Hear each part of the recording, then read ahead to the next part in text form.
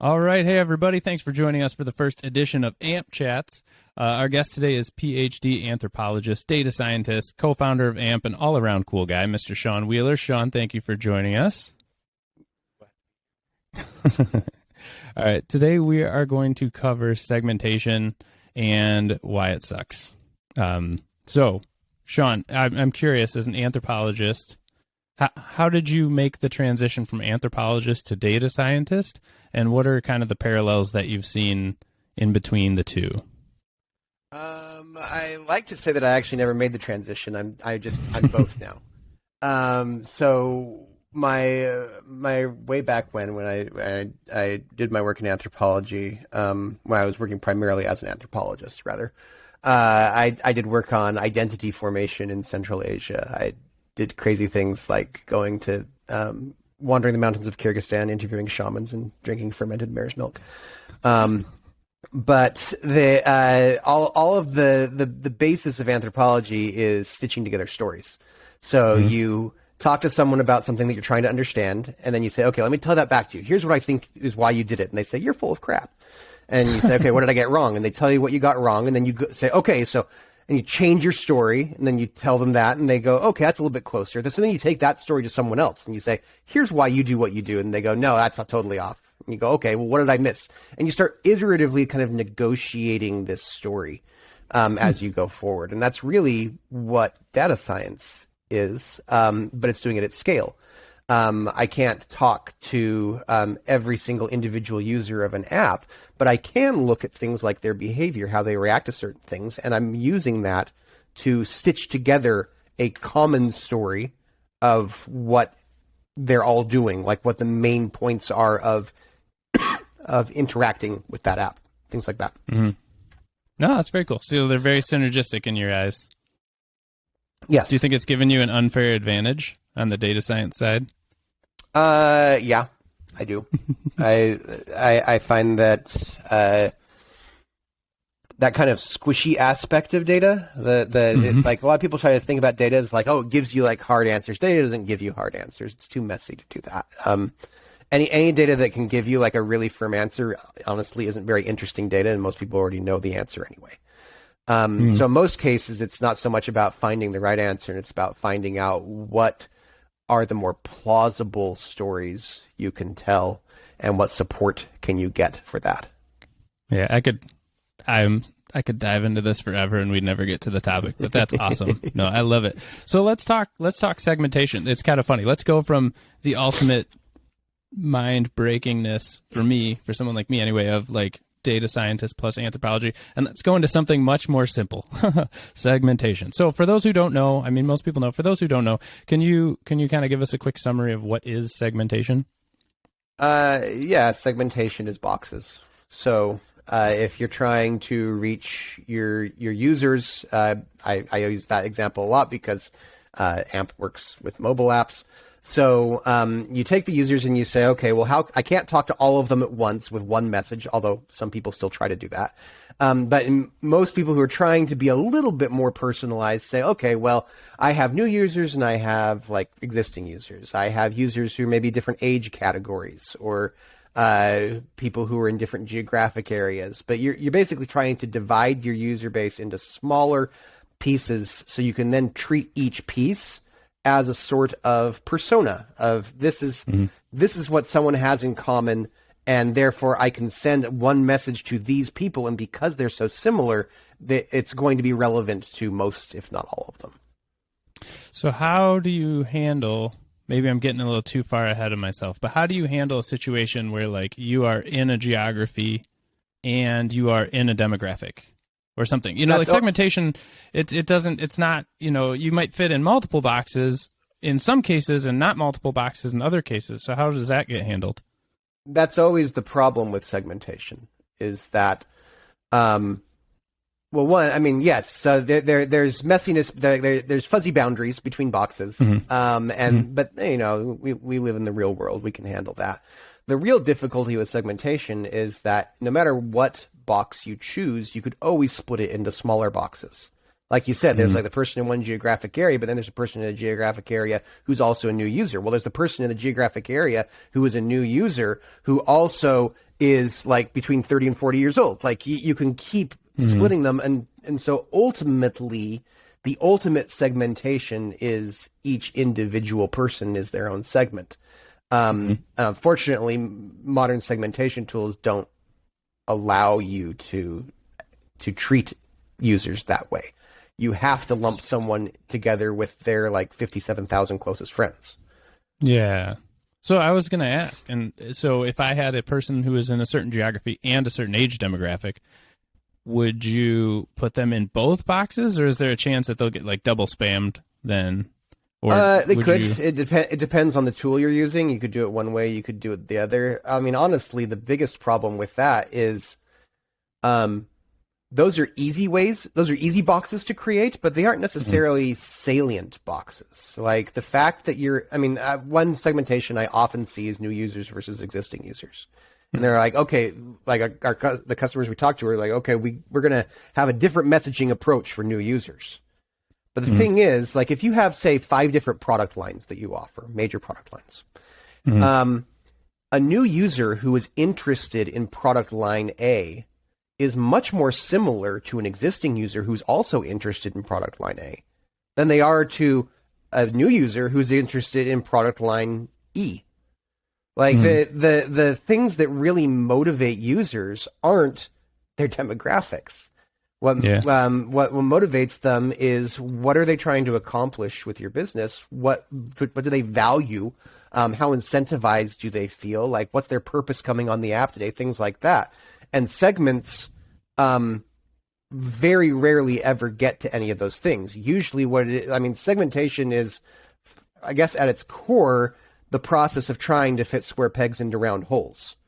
Like you have these people who, they have preferences. Like they're humans. They like things and they do things and they have habits, but you don't know any of that. So you say, well, I'm going to take what I do know, which is these demographic characteristics, and I'm going to hope and pray that these particular demographics tend to match up with certain preference profiles. And frankly, they just usually don't. So you and I are both in the approximate same age range, both male. So therefore we both like the exact same things, right? Exactly. And like who actually likes to be treated that way? Who's like, well, segments are stereotypes, and I love being stereotyped. You can get some. You can get some of the way with that, but it doesn't take you far. Yeah. So we glossed over it. It seems like a simple question, but I think it's important on why companies use segmentation. So if I were to summarize, I'd say without segmentation, a message, we'll say a cold email, a text message, it doesn't matter what the message is just kind of, it has to either be what the company is interested in. So like, we won an award, I don't care. Yeah. I don't care what segment you are. Or it has to be something like, get food today, because whatever segment most people are going to eat in a given day, right? So it has to be something like crazy generic. So implementing segmentation does give you a bit of personality. So when companies do put in segmentation and implement segmentation, they do see a result, a lift, a positive, right? We can say that? Sometimes. Sometimes it's not. Oh. I wouldn't say always. I mean, yeah, the baseline case is say you're a food delivery app. Yeah, you can say, here, let me come eat, which is like the most boring message you could possibly send, but you could send that. And the reasoning most people say, well, we probably shouldn't send that, is that your user, let's take the case of you're an app, and so you're using something like a push notification. You have a relationship with your users already. It's not like someone receives a push notification and they say, how did you get my number? Like they download the app. They know you can contact them. Yeah. And so you are risking ruining that relationship. Yes, you could annoy them with the push notification, but more than that, if you send them like bland, impersonal messages, then the inference is you are a bland, impersonal app. And people have a lot of options. Any particular app that you are, there are lots of other apps out there that people could spend their time on. And if you're a food delivery app, you're not just competing with other food delivery apps. You're competing with movie watching apps. You're competing with meditation apps. You're competing with someone going and picking up a book. Like you have all these things where people could do anything, and you're saying you should spend time on me.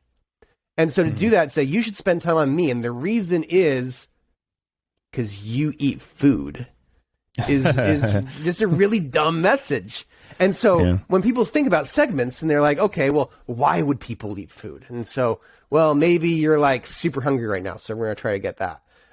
Maybe we are looking at it's the weekend, so celebration. You go out, treat yourself. You have all these different reasons why people could eat food, but the success of the segment depends upon your segment actually reflecting that preference. Yeah. So if you say, well, we're going to take you could do something like, okay, for the weekenders, maybe we have some data showing which people are basically sort of like young professionals. So they're more likely to want to go do something fun on the weekend. They have the spending power to do it. So yeah, we'll do it that way. In that case, sure, you might see some form of lift. But measuring that is practically impossible by using segments. If you send it out there, you say, okay, well, let's see, 10% of the people responded. Okay, great. What would that have been if you had sent it a different message? What would that have been if you had sent it at a different time? What if you had sent it to a different group of people? Like you have, when you divide your world into segments, you have a few basic comparisons. Like say you even go like full blown and you have like 40 segments, which is frankly more than most people use. That means you have 40 points of comparison. For what? 100,000, a million users? Like that, it's a poverty of information that you've got there when you're binning everything into segments first, and then you're trying just to make a few comparisons there.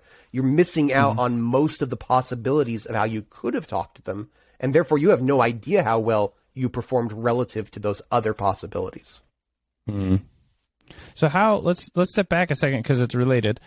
How do most companies implement segmentation today? Most of the cases I've seen, you have two sources. One, you have basic first-party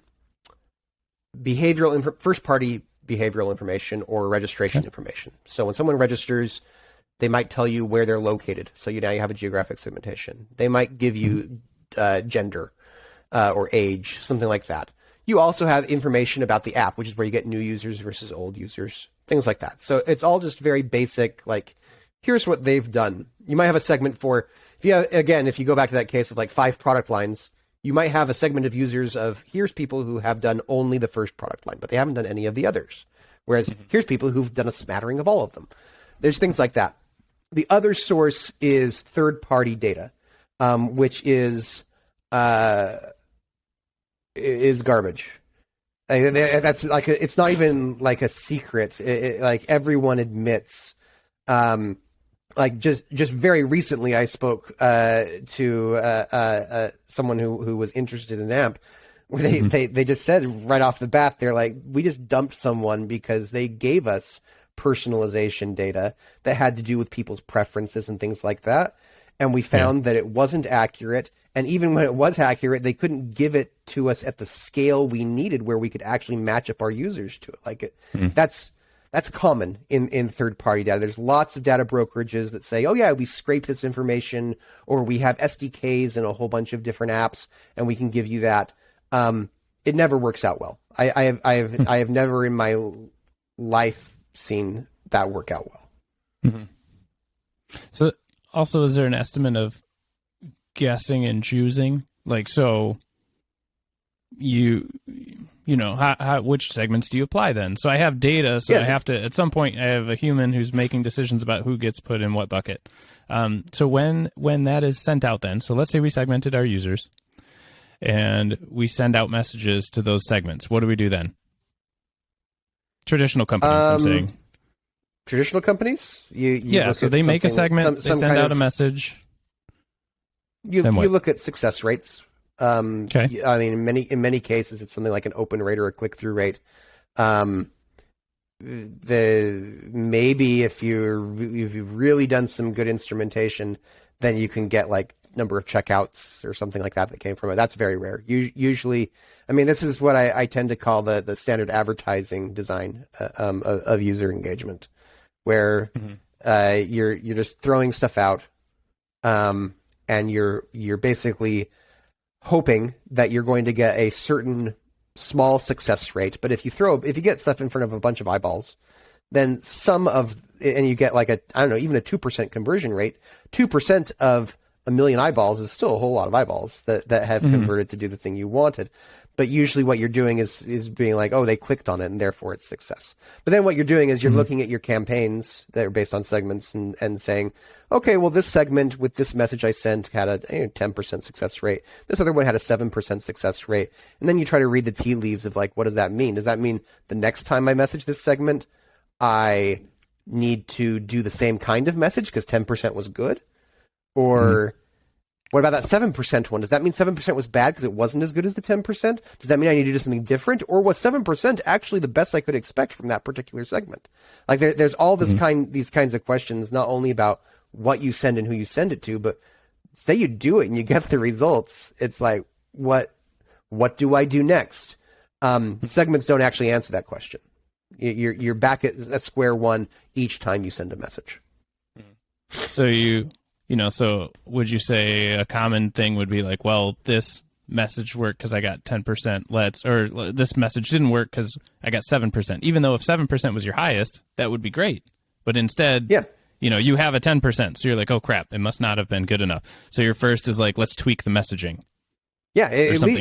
I personally believe it leads to a lot of bad decisions about next steps, because you look at it and you say, well, it wasn't as good as this other one. But because your segments are already somewhat arbitrary, because you're just like, oh, I think these people might be a little bit different, so I'm going to like message them different, put them in their own little box and treat that box different.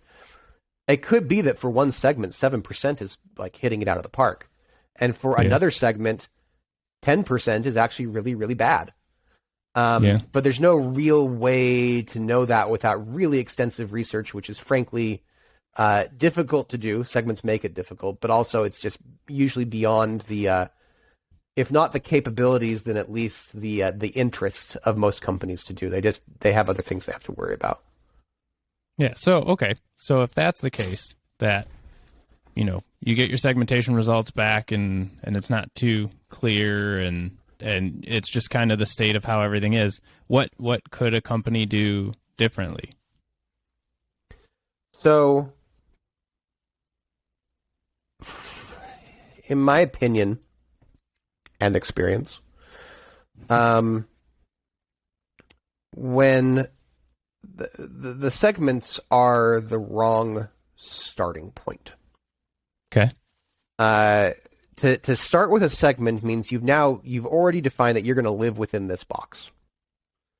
And then everything else you do is taking that box into account. It's like, okay, now I need to write a campaign. What campaign can I make that fits within these walls? And then what message can I write that fits that campaign, which means that also has to fit within these walls, which means you're blinding yourself to everything outside the box. You're only living within the box. A different way of approaching that is to start with the messages. Instead of saying, how can I magically figure out what combination of demographic characteristics result in people who like this particular product at this time of day for this reason? Write a message for people who like that particular product at that time of day for that particular reason. You write the message to embody your persona that you're going for, the profile of that user. And if you do that for all of those different combinations, for each of your products, for each of the times of day and days of week, for each of the reasons they might do it, then by sending out those messages to your users, I mean, even start with just randomly sending them out, you can then look at who responds to what, and you can start developing dynamic segments, if we want to call them that, but preference profiles for each user based on what they've responded to.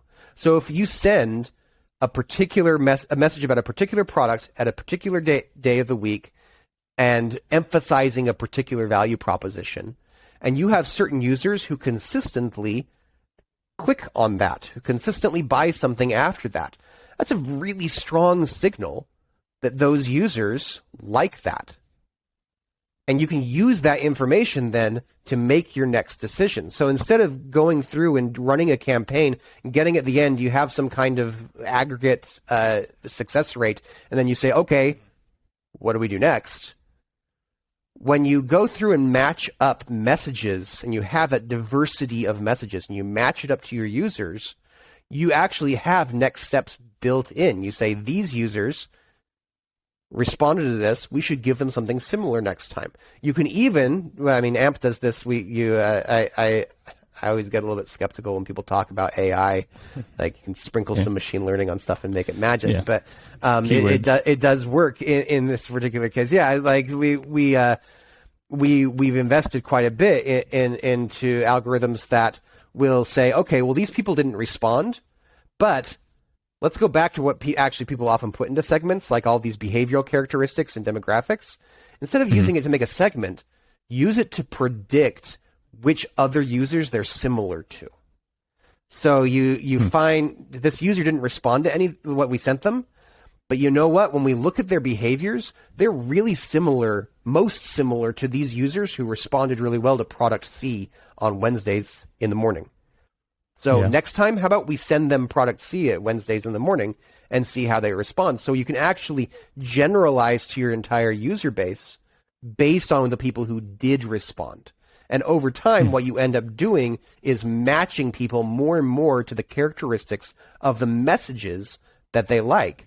And if your messages from the very beginning were structured according to your business structure, your business goals, so the product lines you have, the reasons you want people to buy, things like that, by optimizing your messaging, you actually end up developing a mapping of your users to the part of the business that intrigues them and that engages them.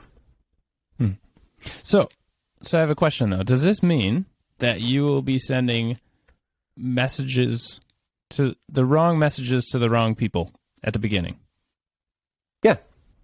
Which you're already doing with segments. You just don't know you're doing it with segments. What you do is, yes, you're going to get, usually we can move from sending, it's basically an A/B test. You randomized which people receive what.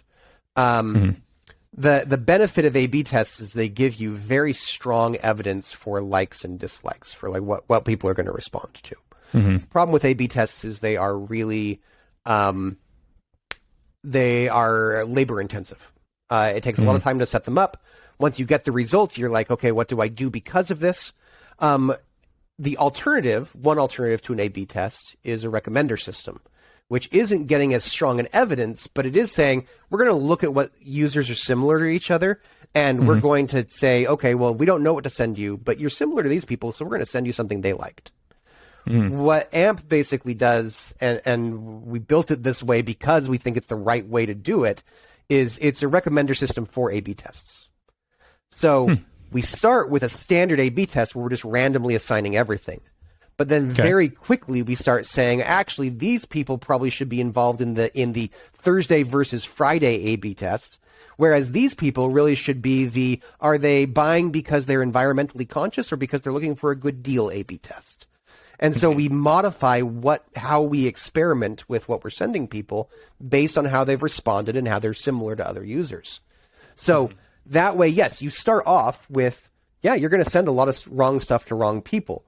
But then you use that to very quickly realize what is more right, and then you adjust it over time. It's actually very similar to how you would do an investment portfolio. If you were like looking to invest your retirement in different stocks, you don't look to get every single stock right. What you're trying to do is get a good portfolio where some will pay out our safer bets, some are more risky bets. But if the risky bet pays off, then that really pays off.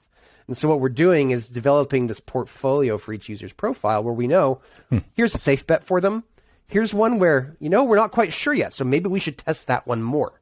We may bomb on it, but we may actually get a big payoff. When we get a big payoff, that changes the way we allocate our investment portfolio. Yeah, so let me drive this a little farther. So let's say I have 1 million users in my app, and I don't want to drive any of them away. So is there something that you do to minimize the number of, we'll say, incorrect messages that get sent to each user? Yeah, well, one thing we learned fast. It's not like, oh, we have to do a study for 6 months and then we know what your users like. Because honestly, no matter how long it took, your users' likes aren't static. It's not like you say, oh, that's another problem with segmentation is that you don't stay in every bucket forever. You don't. So bummer. And so if we find that someone responds on a certain day, well, maybe they change jobs, or maybe they're in school and suddenly summer hits. Like, there's a million reasons why someone would change their patterns. And so you have to constantly be learning this, which means you have to get it wrong sometimes. In our experience, users are fairly forgiving of like no one expects an app to get it right all the time. It's an app. Like, they're sending messages like that. That's fine. What I found users have no patience for is when an app is stupid. When it's just like, I'm going to spam you with lots of stuff where I've obviously given no thought to this. Yeah. And that's the difficult part. We do other things to minimize, where, for instance, we don't message your entire user base all at once. We can, because we do that machine learning, where we generalize preferences based on people's similarity to one another. We can actually operate on a smaller subset of your users and then learn from that, and then say, how can we infer what other users would like based on that? So there are ways you can get around that. But for the most part, I mean, if your user has downloaded your app, most of them are more or less okay, at least at first, with you contacting them. And so it's, can you demonstrate that you are approaching them not as a user? They aren't a user to you. They're a person. And they're a person who has preferences, who likes certain things and doesn't like other things. And when you send them something on Thursday nights and they're like, I don't do anything on Thursday nights, I'm too tired, I go home and sleep. And then you don't send them stuff on Thursday nights anymore because you realize that doesn't work for them. That's a signal that you're treating them as a human. Same thing where if they say, I'm really, like, I am total price conscious. I don't care what the quality of the thing is or whether it was made by local artists or anything like that. What I care about is, am I getting a good deal? Well, you send them something about a good deal and they use it. You send them something about, hey, look, you support your local whatevers, and they say they don't do anything. If you keep sending them like, oh, we're really like supporting local artists, they're gonna be like, you're not really listening to me. And so the main way to minimize risk in messaging users is not to be like, oh, we need to like keep the messaging to a minimum and we have to be really careful about it. It's, you need to be able to adapt as they give you signal. You have to listen to your users. And most automation tools are designed primarily to talk, not to listen. Yeah. It allows you to blast stuff out, but as far as how people responded to that, it rolls it up into really not very informative success rates and things like that, and then says, okay, figure out what you do next. You need to be more of an I mean, it's in any relationship, you need to be more of an active listener than that. Apps are now at the point where users expect them to be active listeners. Yeah. And so you kind of touched on it earlier, but so how most platforms detect if you a success rate is more or less a click rate? Yeah, it seems to make sense on the surface level to say if somebody clicked, it's successful. I'm convinced that the reason click-through rates are so common is because they are so easy. Yeah, like it's something that's very easy to instrument. But the thing is, any company you talk to, usually they can quote to you the drop-off rate between people who clicked and people who actually bought, and it's usually pretty scary. You have very few people who get to the finish line, and the finish line is what matters. If you have every single user click on everything you send and not a single one of them ever buy your product, All you've done is you've actually wasted a lot of money. You've spent it on messaging instead of getting them to do what you want them to do.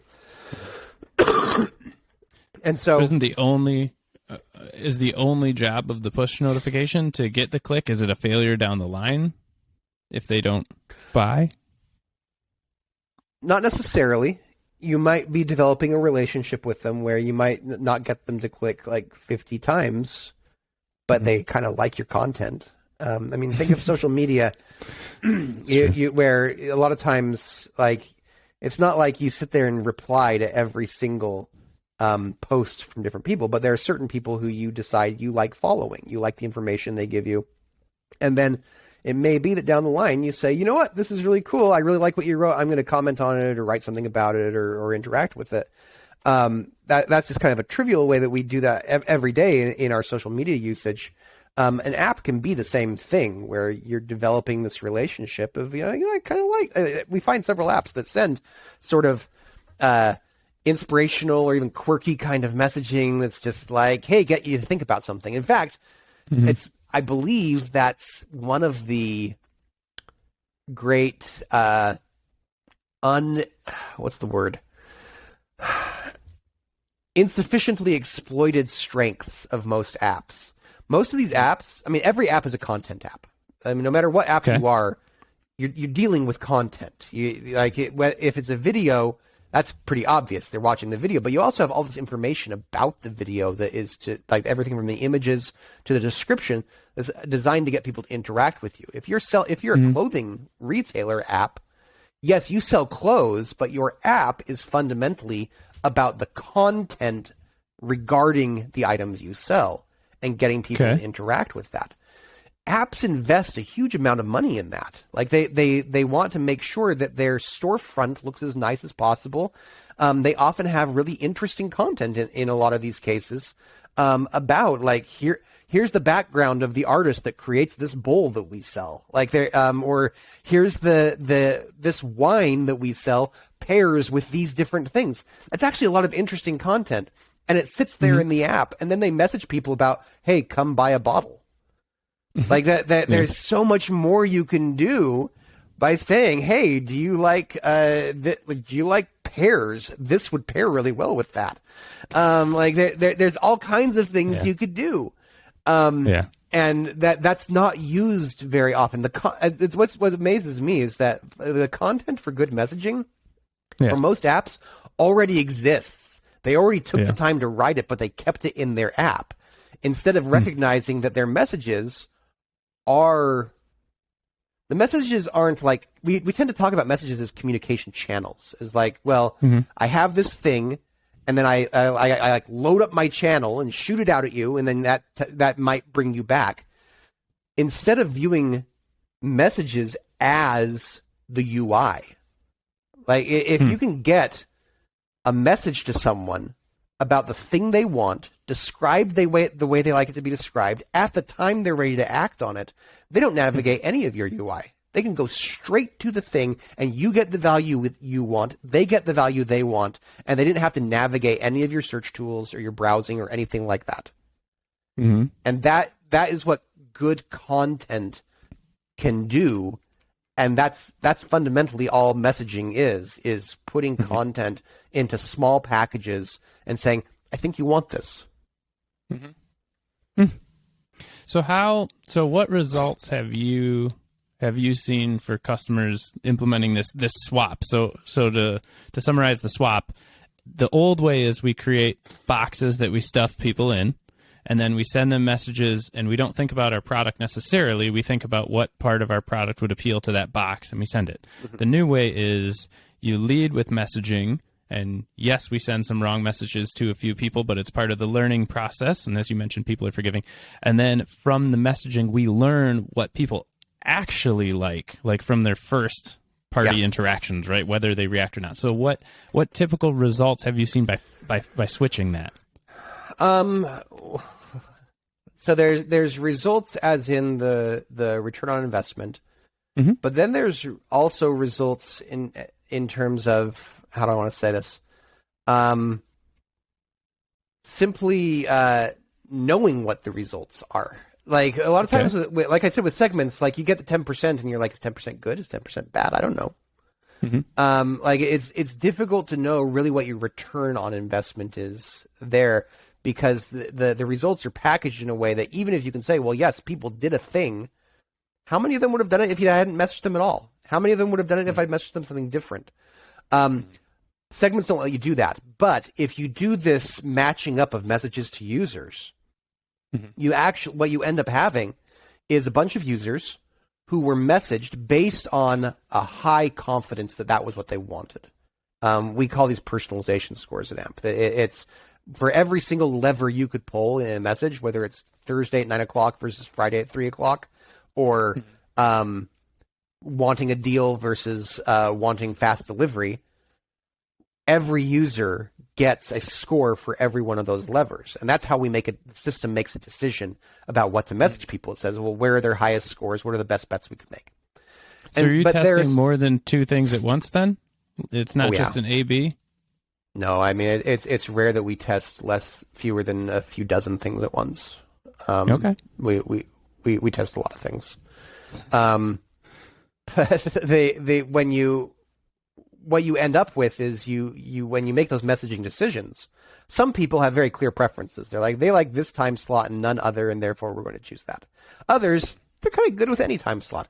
Others are not good with any time slot. We actually haven't found a good preference for them yet. They kind of don't like any of it.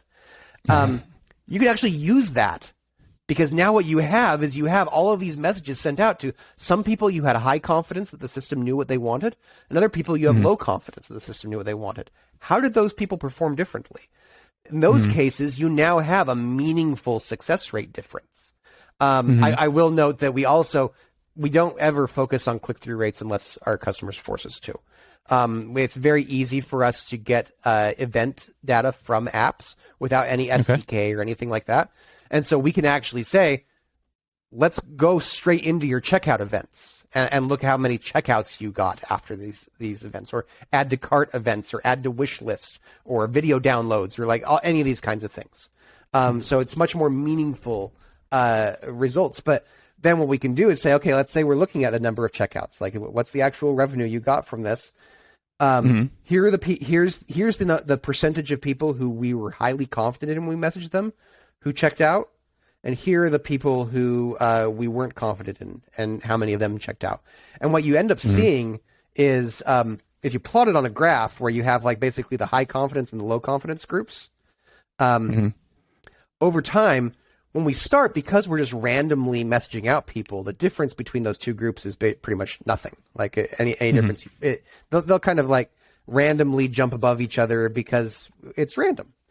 But then as the system starts saying, actually, we've done enough randomness with this guy, we think we actually know what he wants, we're going to try that, you see the lines diverge really in a pronounced way. You can really see, and it's actually a great way of seeing how well you're doing, because we have had some cases where they don't diverge very much. They go up and then they come back down, in which case that tells you, all right, so we're not hitting them the right way. We should be trying different content.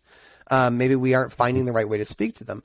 But in most cases, you see a very, anywhere from a 50% to a 300% improvement between the users who we got confident about what their preferences were, and the users where, because they were new or because they simply don't have preferences that we've been able to discover yet, we're simply not performing as well. It's pretty common to at least double from one group to the other. And is that's a conversion rate you're saying too, then, not just a click-through rate? Yeah, it's conversion rate. So it's more meaningful then, eh? Yeah.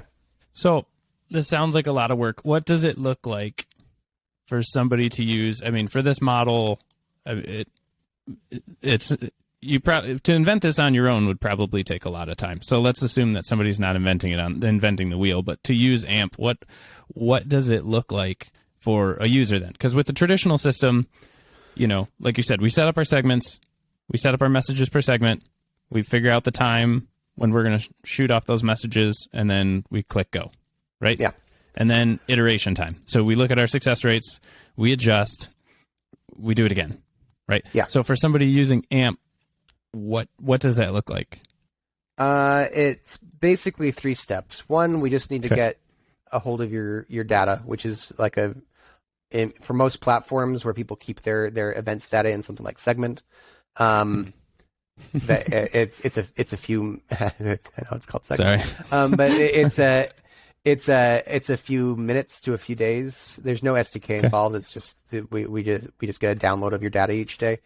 Same thing with being able to send messages. We sit on top of pretty much any kind of messaging tool you have. Braze is a popular one. OneSignal. That's just you're an not API the same key. as Braze. No, I'm just kidding. We'll get into that later. So with those, it's just an API key, so you can still keep using whatever tool you're normally using. We will just call that tool and send through them. So that part's just, very little bit of time with an engineer passing an API key, and you're good there. After that, it's creating all those messages that I talked about. Like you don't want to create just the message you think is going to work. You want to create all of the messages for all of the different variations in your user experience. So I have to write 1,000 messages? You do, but you can do it by writing only a few. We have a tool that we call the Composer, where instead of writing messages, you actually write formulas. So it works very similar to a mathematical formula where X can mean any different kinds of things. If you write a basic message that's just like, "Hey, come to our app," like let's even do one of the really generic ones. Yeah. You could say, "Come to our app," highlight that, and make it a variable. So now, "come to our app" is one of the things you could message, but you could also say, "Hey, check out our Thai food selection." Another one is check out our Vietnamese food. Another one is check out our steak. Another one is check out our pizza. So you've only written one formula, but you can vary different pieces of it so that very quickly, like if you vary what the thing is about and maybe the value proposition you're associating with it, and then you can also vary the greeting. You can go, "Hey, hello, hi." You can start with an emoji, stuff like that. You can very quickly get hundreds or even thousands of messages. Like it really takes maybe 5-10 minutes to get easily 500 messages. It's probably more like depending exponential, right? If you give it one variable, then you have so many. If you give it 2 variables, they can play together. If you give it 3 variables, and so that kind of takes up. Exactly. Okay. Yeah. So that part's easy. It's just a matter of writing all the formulas that you want. And like I said, a lot of times that content is already sitting in the app. All it is a matter of transferring it in. I feel like that takes some stress off too, because you don't have to worry about the perfect one. It's always easier to write the formula. Exactly. It's not perfect. It's just, but it's something like this, and then you figure it out. Well, it's not just that. It's that a particular message. Perfection is an interesting thing with messaging because people often think like, what's the right message? Well, the right message for one of your users is absolutely the wrong message for another one of your users. Mm-hmm. Like every message you write, you might be like, "Oh man, this is like not going to appeal to a lot of people." You don't need it to appeal to a lot of people. You need it to appeal to a small niche because we're going to find that niche and send it to them. So it allows you. It does take a lot of the stress off of the writing because every single one, if it performs really poorly, great, we're going to learn not to send it to people. But if it performs generally poorly but performs really great for 2% of your users, we have content for 2% of your users there, and we fill in the rest with all of the other messages you wrote. So you have the events data, you have the messages, and the last part is making a campaign, which is different. An AMP campaign is different from other campaigns. Most campaigns, marketing automation tools, is a time-bound thing. You say, I'm going to start the campaign, I'm going to run messaging for it, and then I'm going to end the campaign, then I'll look at the results. AMP campaigns never end. You establish a cycle that you want the campaign to operate on. Usually it's a week. And you set some basic parameters on it of, I don't want to send more than 3 messages from this campaign to a given user per week, stuff like that. You can also set triggers on it. So you're like, I want this to run for anyone who has abandoned a cart. Or it can be a general one of like, they haven't done anything else, let's send them this. But then what it does is it will just keep cycling users through that campaign as long as they are eligible for it. And it will go through this big bank of messages that you had, and it will try different messages at different times, and over time it will adapt. It'll have a conversation with them, essentially. So is it like Is it like traditional segmentation? Then I get my results and I see that work 10% of the time, and then I figure out what to change. No, we do all that on the back end. You don't have to. I mean, we will show results so you can see what's working. But so do as I far kick as the my actual, feet up on the? Do I kick my feet up on the desk then and just kind of relax, or what? Maybe you could. That's. I haven't met too many people who work in CRM who wouldn't like a little bit of kickback time more than they have. Very true. But once you have these results, and by results I mean once AMP has learned what certain preferences are, the system is going to cycle that back through and choose what to do next. But you can look at the results and see, wow, like I didn't think that this environmentally friendly value proposition was going to be all that great. I didn't think we had all that many users who really cared about that. But it's really performing well. Oh, I've only written one formula that has like 35 variants for that. Well, that's going to get stale quick. And so you then know, okay, I need to go in there and I need to build out that content more because it's performing well and I don't have a whole lot for it. So let's get more of that, because if you write all of these formulas to begin with and then just say, great, I wrote all my formulas, I'm done. Eventually people are going to get the same message over and over again because there's a subset of those formulas that match their preferences. And yes, we choose different messages each time, but eventually, like you message someone long enough, you've gone through your whole bank. So you need to keep refreshing. I'm pretty sure. You need to see. Yeah, I'm pretty sure I've seen that with traditional apps anyway. I'm pretty sure I get a lot of the same notifications over and over again. That seems to be pretty standard. Yeah. And so the thing is, it's pretty reasonable for a traditional app to do that because they have so many other things they have to worry about in defining their segments, setting up campaigns, understanding the results, deciding what's next. But if you take all of that stuff off your plate, like we're automatically finding that it lets you focus on what you're really good at, which is talking to your users. So you can create more content and then we will match it up. So it allows people who are in copywriting, marketing, CRM to do what they're really good at and let a machine take care of the stuff that a machine can do. Like right now, for all of the advances in automatic text generation, it's not to the point where you can just be like, oh, my computer will just talk to people all the time and it won't ever sound weird. And so like that's one of those areas where still like a human can perform better than a computer. But in terms of matching up like success rates to understand which users, which message is the best bet for a particular user, a computer can do that really well. Don't make a human do that. Let the human focus on what the human's really good at. So what results would I take back to my management? So for example, with segments, traditional segments, I would come back to my management and say, this one did well. And my version of well means better than the others, right? This one did not do as well. And my version of not do as well is not as good as the others, right? Because I don't have or maybe an industry benchmark. You know, industry benchmark is 2% and I did 1.5%. So that's not great. Or I killed it. I got 3%. But that's what I take back to my management. So with AMP, what would I take back to my management to say that I did well or I didn't do well, or what does that look like? So what we actually usually output is a daily roll-up of the different performance between personalized messaging and impersonal messages. Because like I said, we end up with this kind of control group of impersonal messages where we sometimes we'll actually throw some users in there just so we can make sure we maintain the baseline. A lot of times users are in there because they're new or because we didn't our system hasn't yet discovered a strong preference. So you can actually see your performance over time and get real attribution of like here is the number of checkout events we got each day, or the number of checkout events we've had for the last month that came because we messaged people. It's very specific ROI where you can say, I mean, you. Yeah, sorry, you mentioned something earlier about like we didn't think environmentally conscious would work, but it worked really well. You know, like environmentally conscious messaging we didn't think would work very well, but it's done very well. Is that is that something that's easy for me to see too? Like, for example, these work incredibly well, or maybe it's these work incredibly well with these certain users. You can see what works. Yeah, as far as times of day, days of week, different copy options, all of those things, you're able to label the different variables that you create in the composer with like this line right here was having to do with the environmentally conscious value proposition. This one had to do with let's make a deal proposition.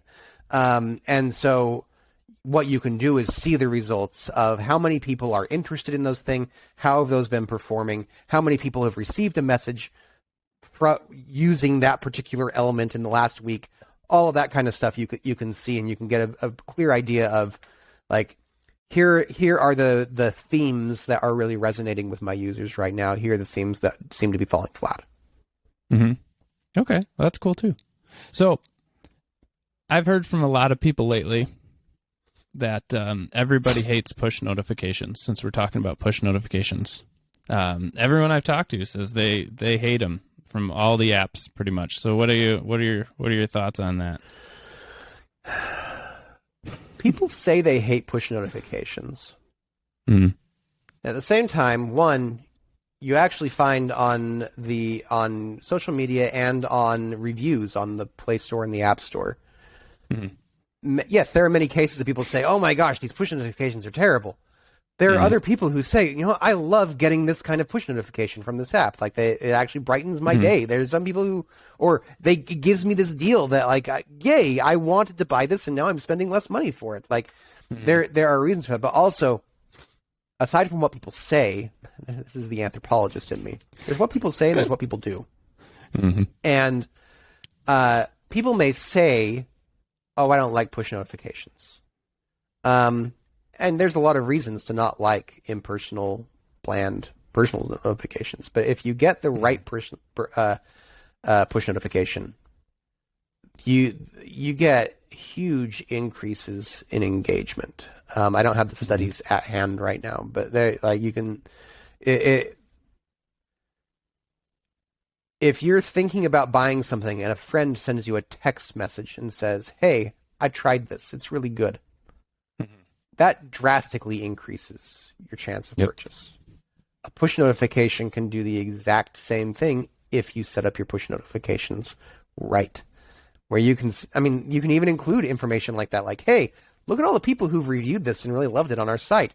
We think you'd like it. Here you go." You're giving people the social proof they're looking for. Like doing that, push notifications, I believe, are a drastically underused resource for apps. So many of the problems of email or advertising, like general banner advertising on the internet and stuff, those problems go away with push notifications. You aren't dealing with people saying, "How did you get my contact information?" You aren't dealing with issues of privacy. Like you're not like mining their private browsing data online. Like you're just looking at what's happening in your app. They know you're looking at what's happening in their app. That's how your app functions. And so like all of these issues that are really problematic in other communication channels become much less problematic with push notifications. And you're not competing with an email, you're competing against everything else that happens to have landed in your inbox from the time you last checked your email. Which is a lot. Yes. Whereas push notifications, you're competing with every other app that happened to send a push notification since the last time they checked their phone.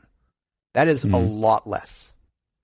Like there's so many benefits to push notifications. I mean, stuff like email and text messaging, in-app messaging, all of that. Yes, like totally useful stuff. You shouldn't limit yourself to a single channel. I mean, that I think we've moved beyond single channel engagement a long time ago. But push notifications are a secret weapon, but you have to know how to use it.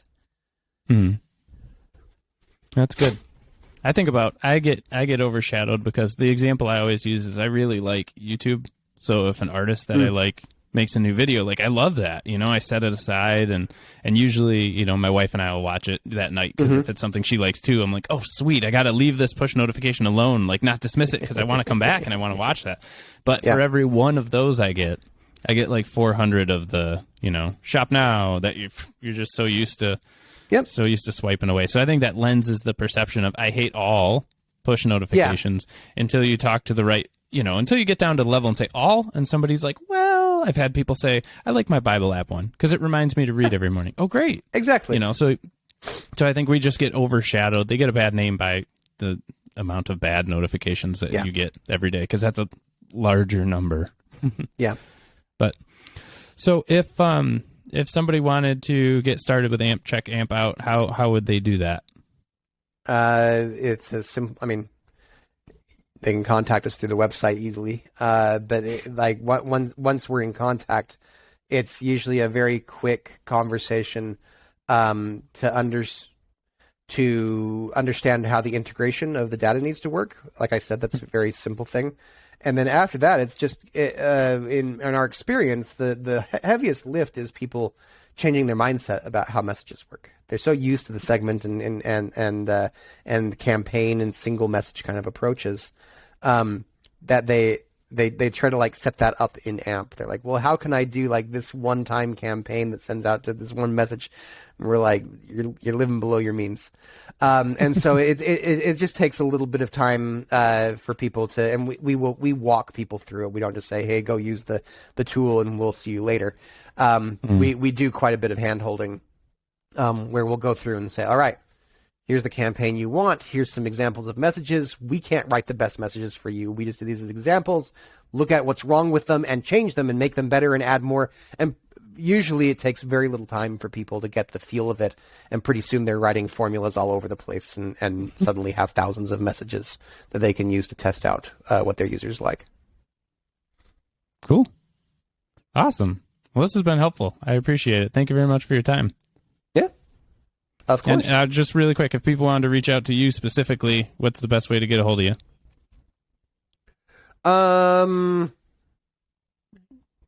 They can email me, I guess.